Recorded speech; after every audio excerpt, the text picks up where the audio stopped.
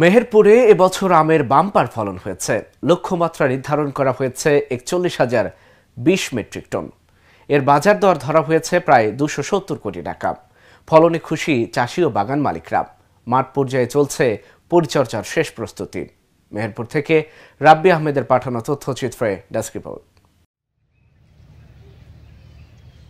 দেশজুড়েই মেহেরপুরের ল্যাংড়া, হিমসাগর, বুম্বাই ও আম্রপালি জাতের আমের কদর ও জনপ্রিয়তা আছে।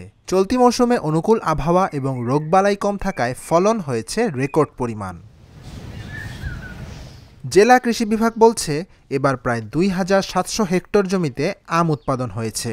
এর মধ্যে রপ্তানি উপযোগী হিমসাগর আমের বাগান রয়েছে ৭৫০ হেক্টর। এই মৌসুমে রপ্তানির লক্ষ্যমাত্রা ধরা হয়েছে ১০০ মেট্রিক টনের বেশি। রোগ না থাকায় এবার আমের গুণগত মানও ভালো। ব্যবসায়ীরা বলছেন ভালো ফলনের পাশাপাশি বিদেশে রপ্তানির সুযোগ থাকায় লাভবান হওয়ার আশা করছেন তারা।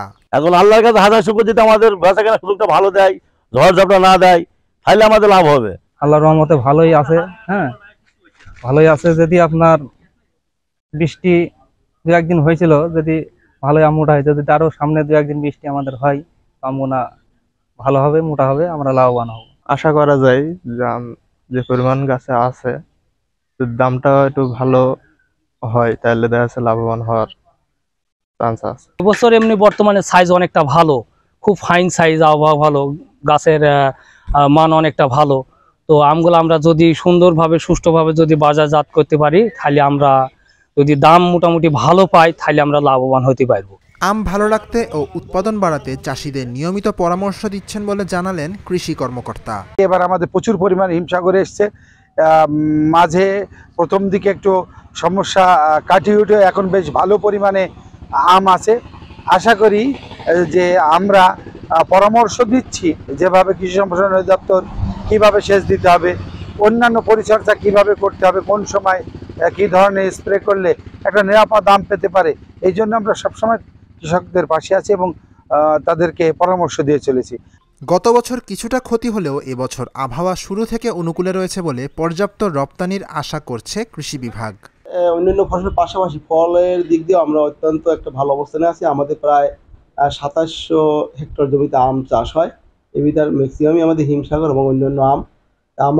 আমের এবার মুকুল এবং ফ্রুট বিয়ারিং অত্যন্ত ভালো ছিল, ভালো আছে। গাছে গাছে এখন শুধু আম আর আম। সেক্ষেত্রে আমাদের এই সময়ে এই একটা বৃষ্টিপাত হয়ে গেল ১৭-১৮, আম যেটা ঝরে যাচ্ছিল সেটা থেকে হয়তো চাষিরা অনেকটা রেহাই পাবে।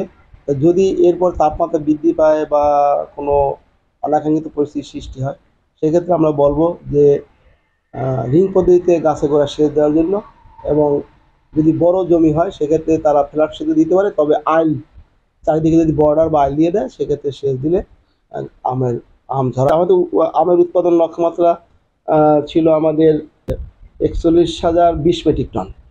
৪১,০২০ মেট্রিক টন আমাদের আমের উৎপাদন লক্ষ্যমাত্রা। আমরা মনে করছি এবার ফ্রুট বিয়ারিং ভালো থাকায় এই লক্ষ্যমাত্রা ছাড়িয়ে যাবে। এবং আমাদের আরেকটা বিষয় হলো যে আমাদের এখানে আম, বিশেষ করে হিমসাগর আম, এটা ব্র্যান্ডিং, এটা আমরা জিআই পণ্যের জন্য আবেদন করেছি।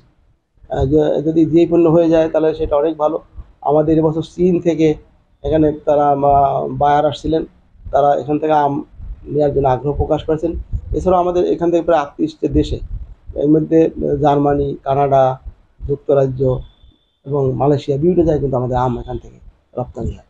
বাজার দর অনুযায়ী প্রতি মেট্রিক টন আমের দাম এবার ধরা হয়েছে ৬৬,০০০ টাকা।